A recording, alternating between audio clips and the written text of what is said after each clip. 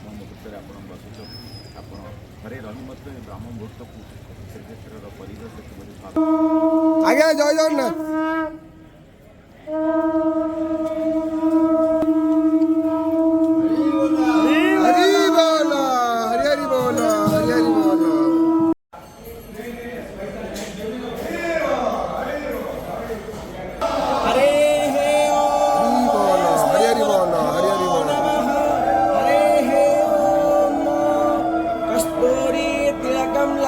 बटले वक्षस्थले कौस्तुभं नासाग्रे वरमुक्तितं करतले वेणुकञ्चदशो ध्यायः श्री पुरुषोत्तमयोगः श्री भगवानुवाच ऊर्ध्वमूलमधः शाखमस्मतं प्राहुरव्ययं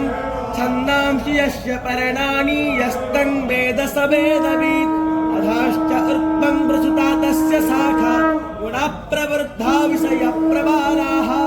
संगशस्त्रेण दृढेन चित्वा तथा पदं तत्परिमार्गिताख्यं यस्मिन् गतानो निवर्तन्ते भूयः तमेव चाद्यं पुरुषं प्रपद्ये यतः प्रवृत्ते प्रसुता पुराणे नर्मानमो सुखदुःखसङ्गै गच्छन्ति मूढा पदमन्वयं तत्